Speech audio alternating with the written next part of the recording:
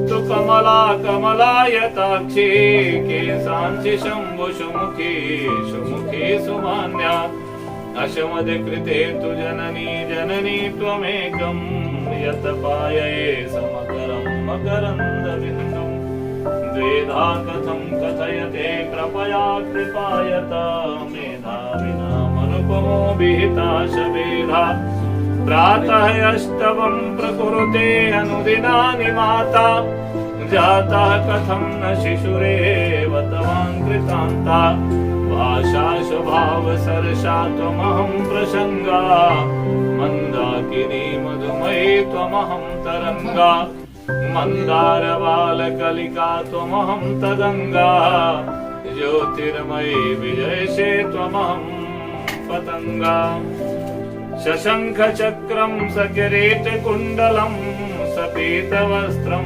सरसीरुहेक्षणं शहारवक्षस्थलकौस्तुभस्त्रियं नमामि वृषणो शिरसा चतुर्भुजं वन्दे देव उमापतिं सुरगुरुं वन्दे जगत्कारणं वन्दे पन्नगभूषणं मृगधरां वन्दे पशूनां पतिं वन्दे स्फुरि शशाङ्कवहिनि नयनं वन्दे मुकुन्दप्रियां वन्दे भक्तजनश्रयं च वरदां वन्दे शिवं शङ्करं शङ्करं परमानन्दं शङ्करं व्याधिनाशनं शङ्करं शत्रुसंहारं शङ्कराय नमो नमः।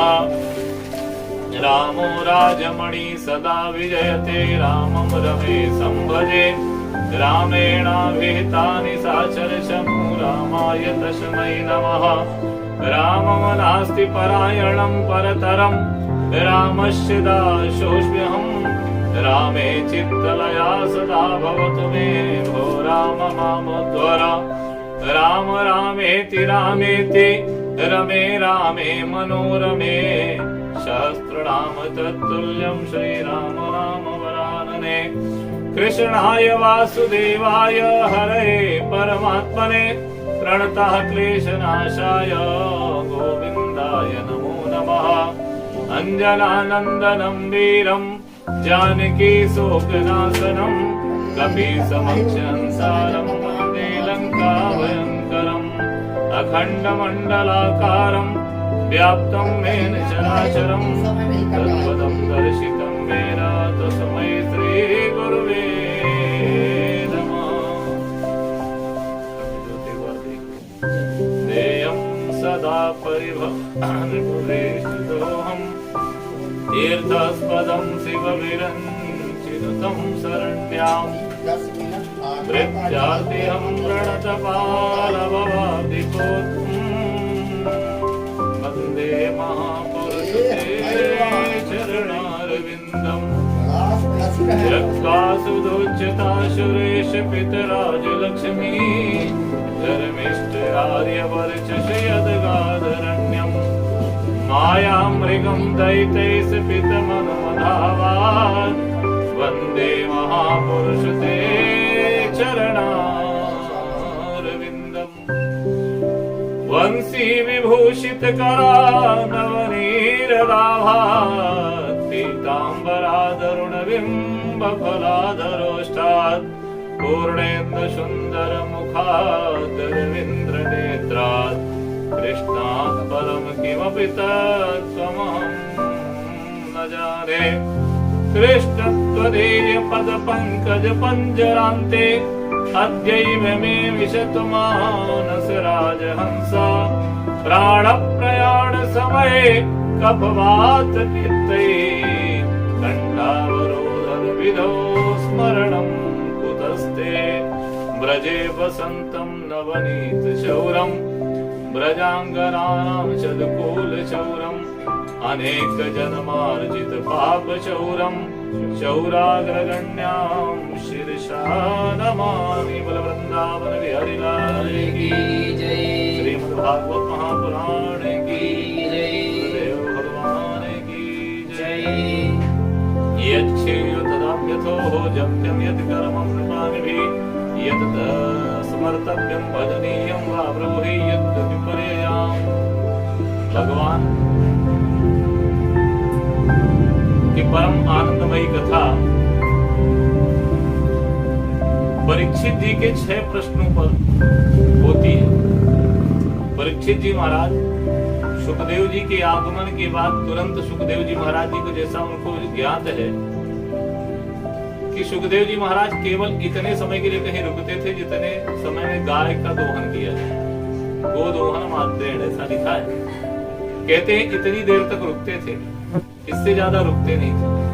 और जब 88,000 ऋषियों ने परीक्षित जी से बताया कि भगवान के धाम जाने की कथा, मनुष्य को 7 दिन में 7 प्रकार की जो मुक्तियां प्राप्त होती हैं, सज्ज मुक्ति जिसको कहते हैं, वह केवल देने में और दिलवाने में सक्षम अगर कोई कार्य है श्रीमद् भागवत जी, और श्रीमद् भागवत जी को अगर कोई बता सकता है वो सुखदेव जी बता सकते हैं, इसके अलावा कोई बता नहीं सकता। जबकि उस 88,000 ऋषियों की गणना में व्यास जी भी बैठे जिनने भागवत जी को लिखा, परंतु शास्त्रकार कहते हैं कि लिखने वाला कभी बहुत अच्छा वक्ता नहीं होता, वो समझा सके ऐसा उसमें ज्ञान नहीं होता, केवल वो लेखक हो सकता है।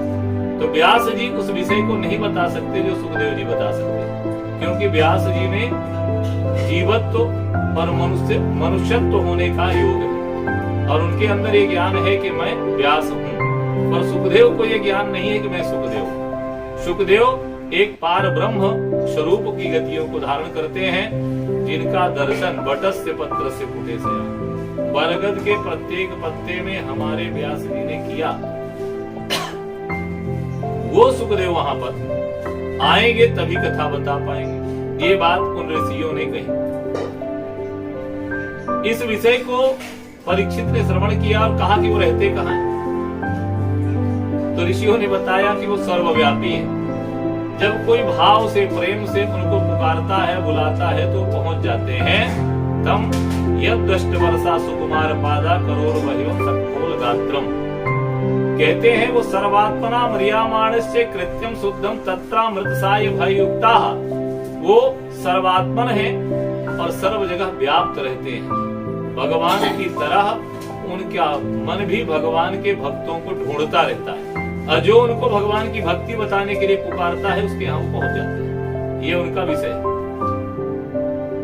तो शुक ताल में बैठे हुए हमारे परीक्षित जी महाराज महात्मा सुखदेव का ध्यान करते हैं, तो आकाश मार्ग से एक अलक्ष्य लिंगो निज लाभ तुष्टो वृत्तस्थ बालय अवधूत वेशा, कहते हैं एक बालक स्वरूप के महात्मा, जिनकी न तो अभी वो जवान हुए हैं और न ही अभी वो बालापन में है। वो कितने वर्ष के हैं? तम दुई अष्ट वर्षा सुकुमार बाला, कहते हैं 2 8-8 वर्ष के बालकों को जोड़ दिया जाए, जितनी उम्र हो जाए उतने वर्ष के हैं। 16 वर्ष इसमें नहीं लिखा, दुई अष्ट वर्षा ऐसा लिख दिया। 16 वर्ष में कहते हैं विकार पैदा होने लगता है, इसलिए हमारा ये जो ग्रंथ है विकार से मुक्त है और विकारों का हरण करने वाला है। इसलिए हमारे सुखदेव जी महाराज जी और हमारे व्यास जी ने इसमें सुखदेव यानी अपने पुत्र का की भी उम्र 16 वर्ष नहीं लिखी, उन्होंने दुई अष्ट वर्षा लिखा कि दुई 8 वर्ष के बालकों को जोड़ दो, जितनी वर्ष उनकी आयु होती है उतने वर्ष के बालक ऋषि आकाश मार्ग से कमंडल लिए हुए उस सुखताल पे उतर रहे हैं। ऐसे महात्मा क्यों? मतलब कहने का ये है कि जब हमारे सुखदेव जी का जन्म हुआ तो वो 12 वर्ष के थे और नारा खेड़ी लेके चले गए, और आज जब वो यहाँ पर प्रकट हो रहे हैं भगवान की कथा कहने के लिए, तो उनकी कुल आयु 16 वर्ष की है। यानी 16 वर्ष की अवस्था में भगवान की कथा को परीक्षित जी को ने सुनाया। उपस्थित होते हैं, अतः परीक्षा में संसिद्धि योगी नाम परमं गुरु।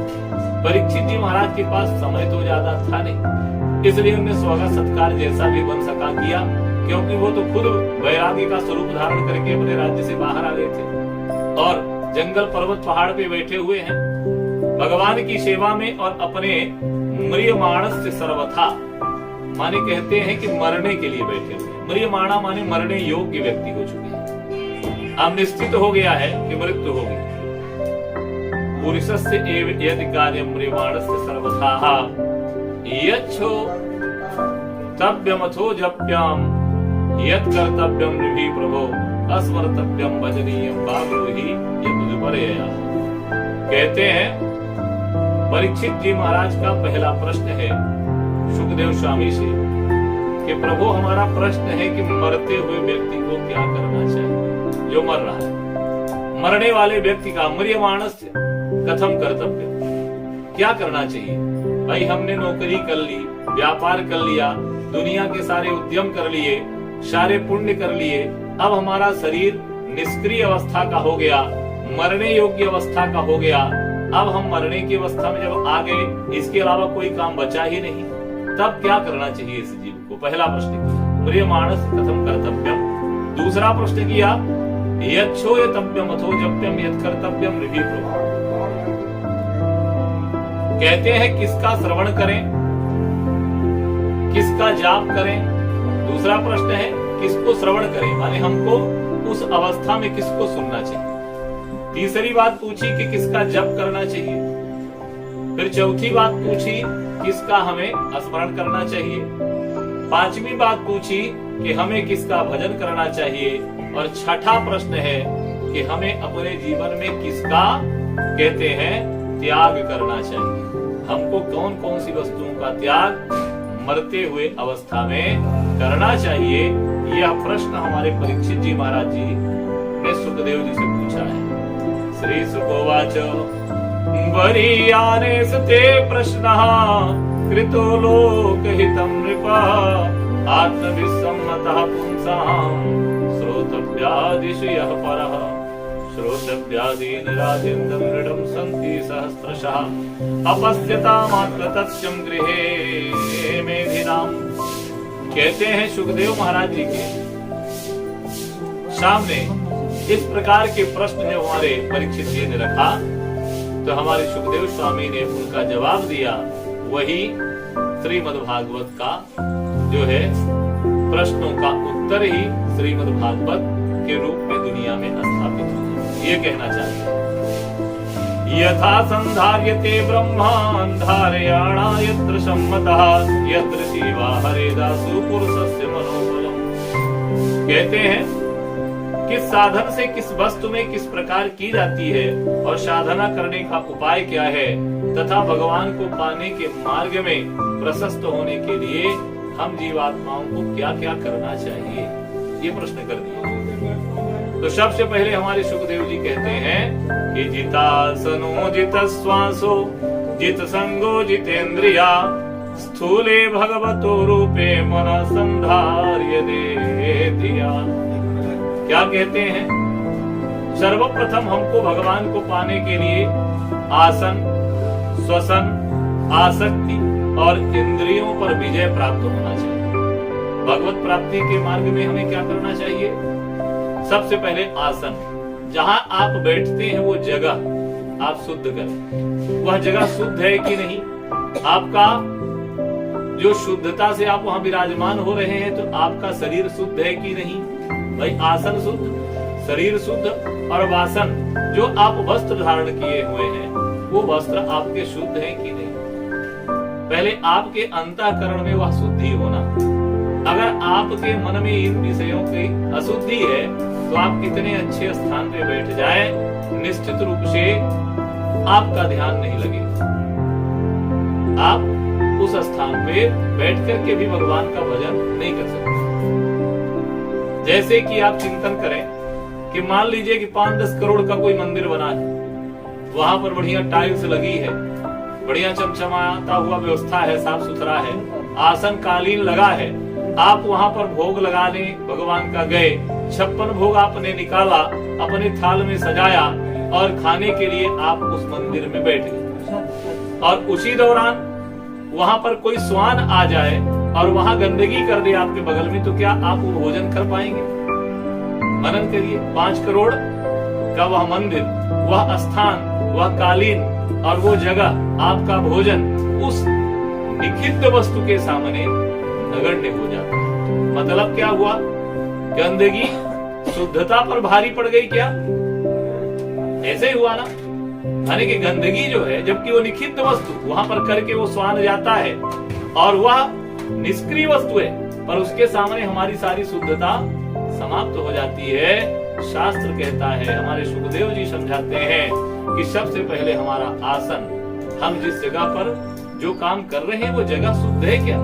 जो आपके पास वस्त्र है, जो आपका मन है, जो आपका शरीर है, वो शुद्ध है क्या?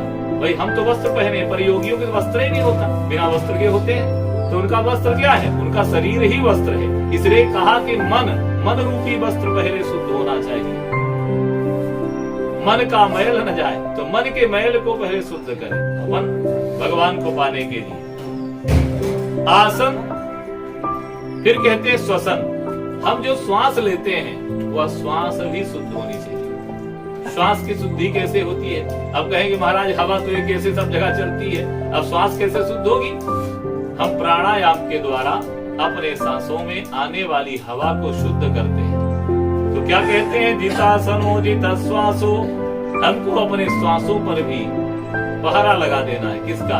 हरि नाम का, परमात्मा के नाम का। जब हम छन्ना लगा देंगे अपने श्वासों में, तो वह कितनी भी गंदी वायु हो, जब हमारे अंदर जाएगी तो वह ऑक्सीजन बिल्कुल 100 कैरेट की जाएगी। समझ लीजिए, बिल्कुल 24 कैरेट सोना की तरह हमारे अंदर प्रविष्ट होगी। ये जित श्वास हो। उसको जीतने के लिए क्या है? ईश्वरी सत्ता हमारे अंदर प्रवेश कर रही है। यानी ये श्वास भी भगवान की है। श्वास कैसी है? हमारे शास्त्रों में गणना है कि हर मनुष्य 21,700 बार सांस लेता है 24 घंटे में। वैज्ञानिक कुछ और कहते हैं, लेकिन अपनी गणना क्या है? 21,700 बार हम आप श्वास लेते हैं, जिसमें से कहते हैं कि 700 श्वासें अपनी है, बाकी सारी श्वास क्या है? कर्जे की, कर्ज की श्वास है। 21,700 में से 700 सांस अपनी है, बाकी कर्जे की। अब कर्जे के घर से कोई आदमी कभी बड़ा आदमी बन पाता है? वो तो कर्जदार ही रहता है। तो यहाँ कहते हैं कि निश्चित रूप से जो ऋषि महात्मा होते हैं उनको आप देखते हैं कई हजार वर्षों तक जीवित रहते हैं। कैसे जीते रहते हैं? प्राणायाम के द्वारा, माने प्राणों के व्यायाम के द्वारा उनका जीवन आगे बढ़ता रहता है। हम जैसे 21,700 बार सांस लेने के अधिकारी हैं। जब हम प्राणायाम करते हैं तो अपनी सांसों को कुछ घंटे तक रोक लेते हैं, और जब उन्हीं सांसों को कई वर्षों तक, घंटों तक हम रोकते रहते हैं, तो हमारी उम्र बढ़ जाती है। क्योंकि हमारा जो धन रूपी सांस है वो बच गया है, जिसके कारण परमात्मा हमारी आयु को आगे बढ़ा देते हैं कि भाई इनने तो पूरी सांस ली ही नहीं। अब जैसे जो दवा उमा के शिकार हो गए तो उनकी सांस ज्यादा हो गई, वो टाइम से पहले चले जाते हैं, क्योंकि उन्होंने ज्यादा खर्चा कर डाला। जो जितना काम करता है वो उतना ज्यादा श्वास लेता है और वह उतना पहले चला जाता है। यानी कि काम तो करें पर प्राणायाम करें, जिससे आपके श्वास रूपी धन की संपत्ति खर्च ना होने पाए और आपकी उम्र योगियों की तरह बढ़ जाए। हर मनुष्य के जीवन में 4 बार मौत आती है। मृत्यु के 4 योग होते हैं। जब से हम आप जन्म लेते हैं ज्योतिष की गणना आती है, और उन 4 गणनाओं में कई बार जब हम कुकर्म के मार्ग में प्रशस्त होते हैं तो हमारी मृत्यु, कहते हैं फलाने एक्सीडेंट में मर गए, वो हार्ट अटैक में मर गए, मतलब कुकर्म के कार्यों में रत रहने के कारण उनकी जो श्वास है उसी छोटे से झटके में रुक गई। और कई बार आप देखते हैं लोगों के ट्रक चढ़ जाता है, लोग पहाड़ों से गिर जाते हैं, जहर खा लेते हैं, करंट को पकड़ लेते हैं, लेकिन मौत नहीं होती। मतलब उनका पुण्य उनसे कहीं न कहीं जुड़ा हुआ है, जिसके कारण मौत को भी उसको छोड़ करके आगे जाना पड़ा और वह अपनी आयु को पूर्णता से जीते हैं।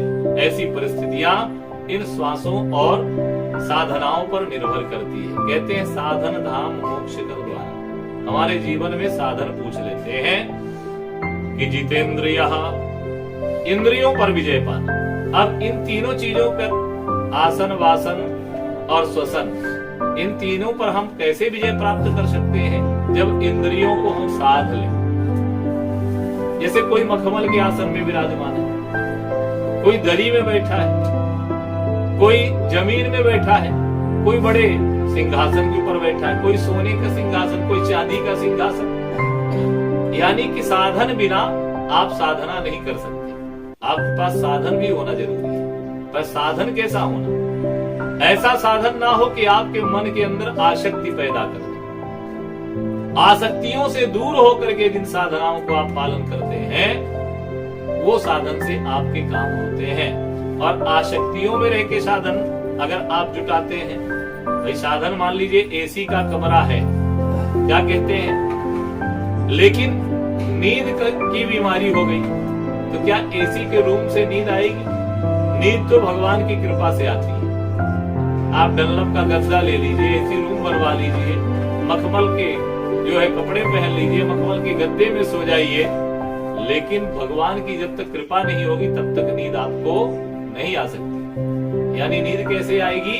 इंद्रियों पर विजय पाने पर। हमारी इंद्रियां ही हैं जो हमको जगाती हैं, सुलाती हैं, उठाती हैं, भगाती हैं, चलाती हैं, काम करवाती हैं। ये इंद्रियां हैं। और अगर इंद्रियों का संयम हम रख ले तो ना हमको उठना पड़े, न भगना पड़े, न चलना पड़े, न सोचना पड़े, ना ही किसी प्रकार से। तो यहाँ क्या कहते हैं सुखदेव जी कि मन सांधार्य इत्या, अर्थात मन को एकाग्र करके साधना प्रारंभ की जा सकती है। इंद्रियों को भगाने वाला जो घोड़ा है वो कौन है? मन। हमारे तुलसीदास जी कहते हैं संसार में सबसे बड़ा अगर रोग कोई है वो डमरुआ रोग है। बोले रोग डमरुआ व्यापे जवही। क्या कहते हैं तुलसी बाबा? सबसे खतरनाक रोग दुनिया में अगर कोई है तो डमरुआ रोग। डमरुआ किसको कहा? मन को कहा। मन माने डमरुआ, ऐसा कह दिया तुलसी बाबा ने कि डमरुआ रोग। यानी सारे रोगों को तो इलाज है, पर अगर डमरुआ रोग हो जाए, मन का रोग हो जाए, समझ लीजिए जीवन में उसका कहीं इलाज नहीं हो सकता। अर्थात वो रोग भगवान की कृपा हट जाने से मनुष्य के जीवन में होता है। कोई मन से अगर किसी पर शंका करता है, मन से किसी पर आक्षेप लगाता है, यानी उसका मन ही खराब हो गया है। और मन खराब होने का कारण है कि परमात्मा की कृपा उसके जीवन से दूर हो गई है। ऐसा क्या कहना चाहते हैं? क्योंकि मन एकाग्र करके आप इंद्रियों को बस में कर सकते हैं। जब मन एकाग्र होगा, इंद्रियां बस में होंगी, तब आप श्वसन को बस में कर पाएंगे, प्राणायाम कर पाएंगे, इंद्रियों को जीत पाएंगे। आसन, वासन और सिंहासन तीनों आपके शुद्ध हो जाएंगे। तब आप भगवान की साधना प्रारंभ करेंगे। तब भगवान आपको जो है अपने मार्ग का जो योग प्रदान करेंगे। अंडकोशो शरीर सप्तवारण संयुते है वैरजः पुरुषो योसो भगवान धारणश्रया। कहते हैं भगवान के बनाए हुए इस जगत में 7 आवरण से यह दुनिया बनी हुई है। जल से, अग्नि से, वायु से, आकाश से, अहंकार से, महातत्व से।